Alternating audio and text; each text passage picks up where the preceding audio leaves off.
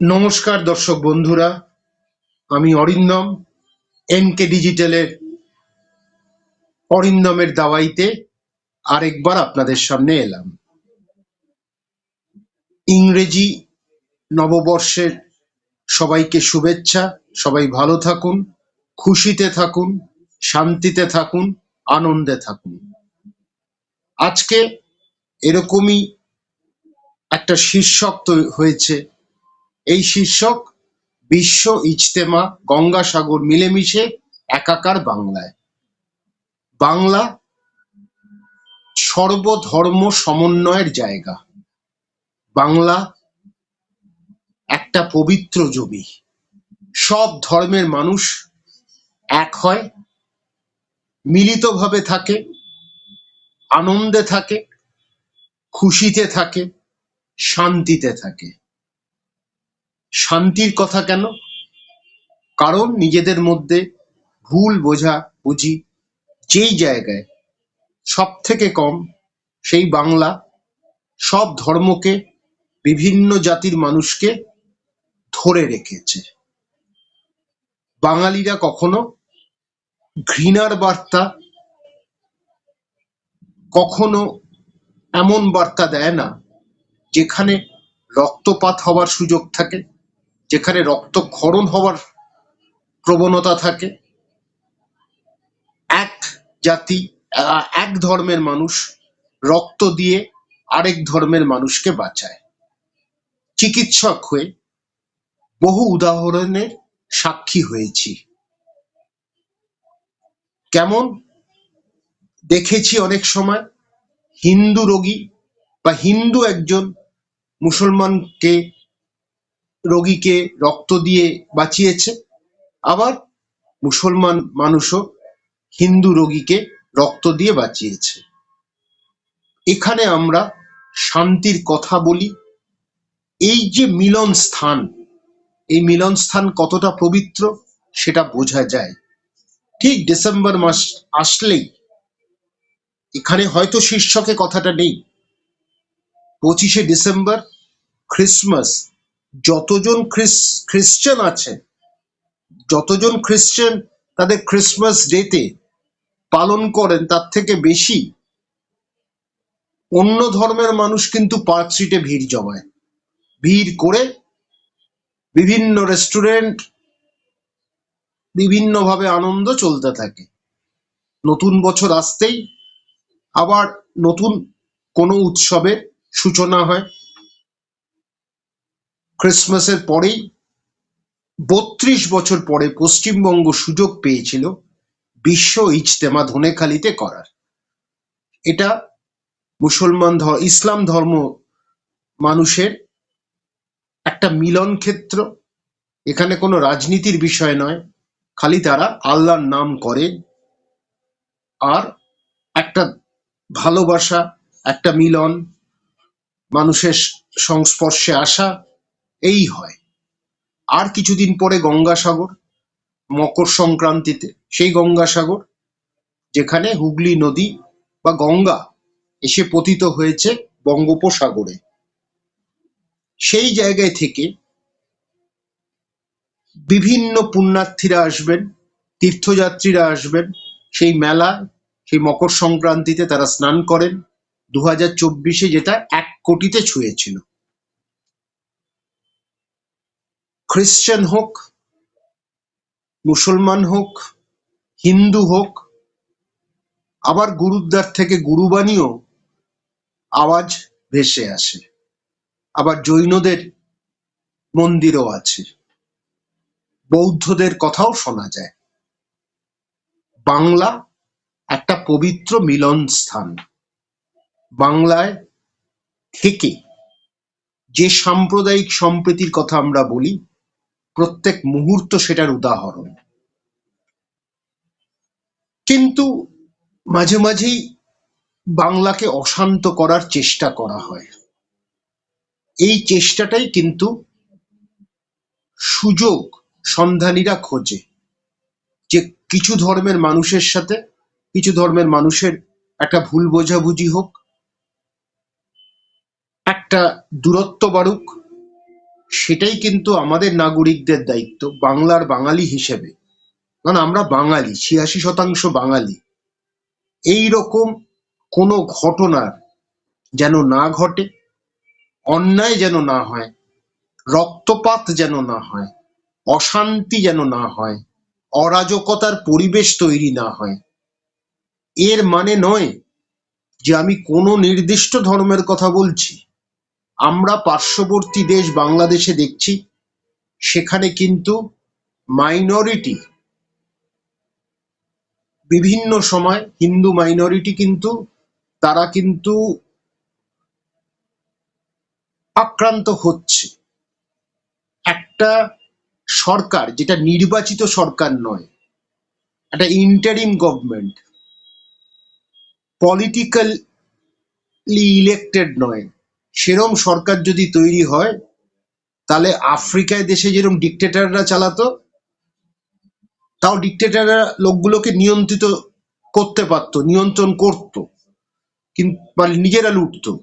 কিন্তু এখানে নিয়ন্ত্রণ করার কিছু নেই, কতগুলো ফ্রিঞ্জ এলিমেন্টকে রাস্তায় ছেড়ে দিয়েছে। তারা ছায়ানটও ভাঙতে পারে, তারা হিন্দুদের মারতে পারে। এইখানে আমরা মাইনরিটি কমিউনিটি, সেটা খ্রিস্টান হতে পারে, মুসলিম হতে পারে, যারাই আছেন তাদেরকে বাঁচাবার জন্য আপ্রাণ চেষ্টা করা হয়। বাংলা তারই প্রমাণ বারংবার দিয়েছে। বাংলায় যে অন্যতা হয়েছে তা নয়, কিন্তু যে সংখ্যায় অন্য রাজ্যে হয়েছে, বাংলায় সেটা অনেক কম।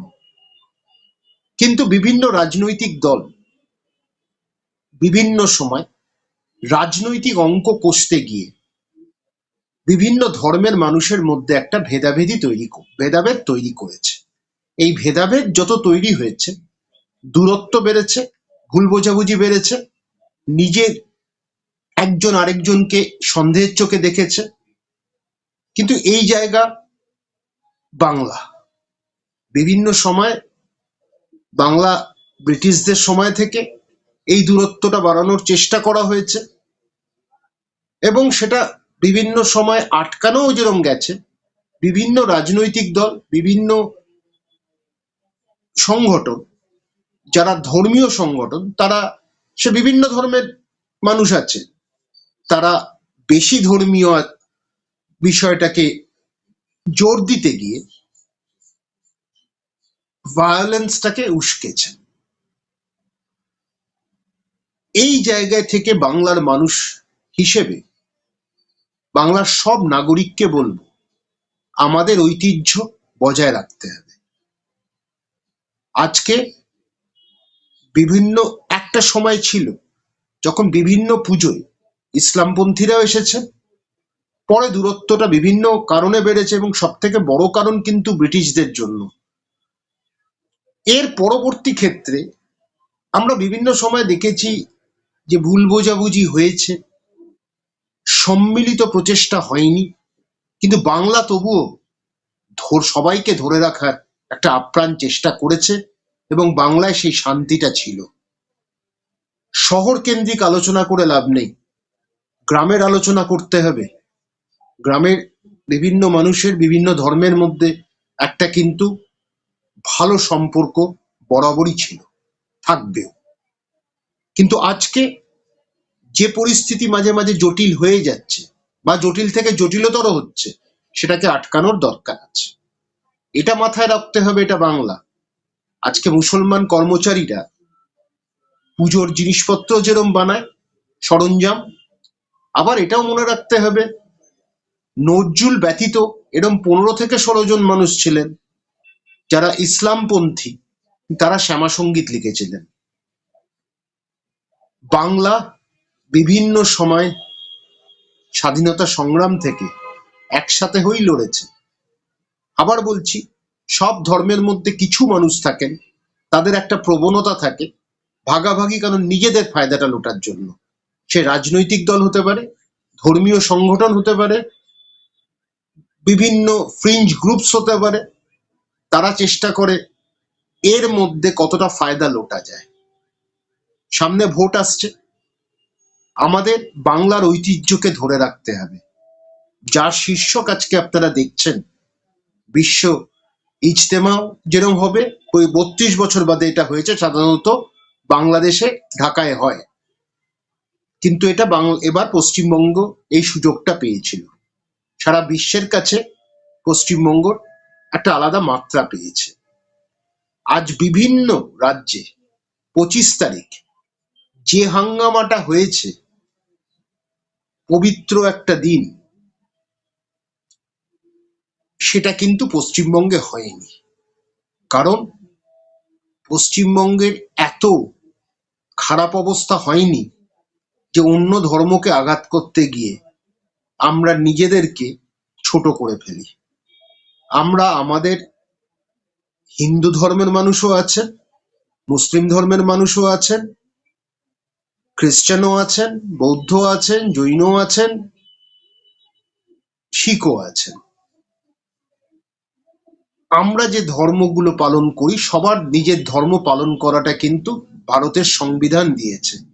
বাংলায় সেটা অক্ষরে অক্ষরে পালন হয়। হ্যাঁ, অনেকেই বলবেন সরস্বতী পুজো নিয়ে একটা হচ্ছে, কোর্টে যেতে হচ্ছে। সরস্বতী পুজো কিন্তু হয়েছিল, হয়নি যে তা নয়।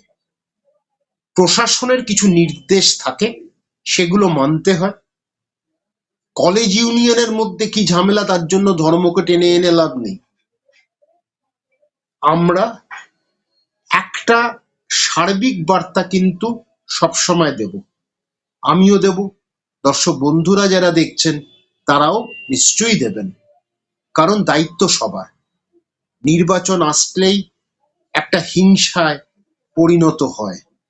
এরকম হিংসা, রক্তপাত আমরা চাই না। আমরা চাই বাংলার ঐতিহ্যকে ধরে রাখতে।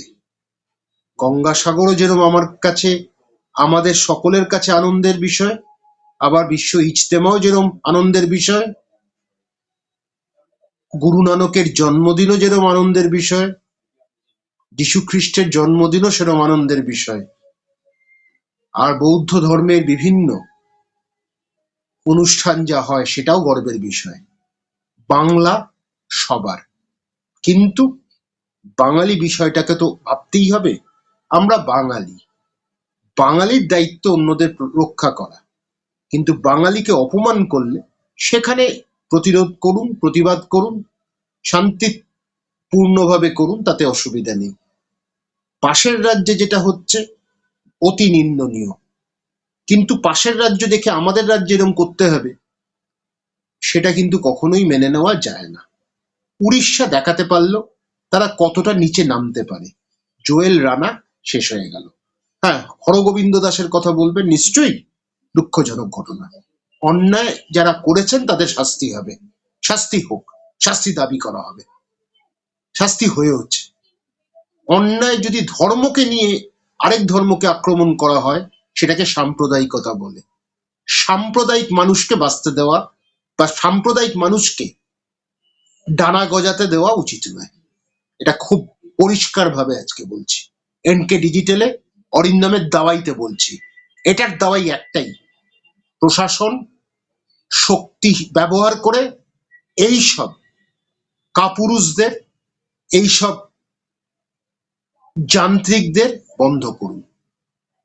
এইভাবেই বাংলা চলবে, শান্তিপূর্ণ বাংলা থাকবে, ঐতিহ্যবাহী বাংলা থাকবে, সব ধর্মের মিলনের জায়গা থাকবে, আনন্দময় হয়ে উঠবে প্রত্যেকটা দিন, এবং ধর্মান্ধতাকে নিরসন করতে হবে।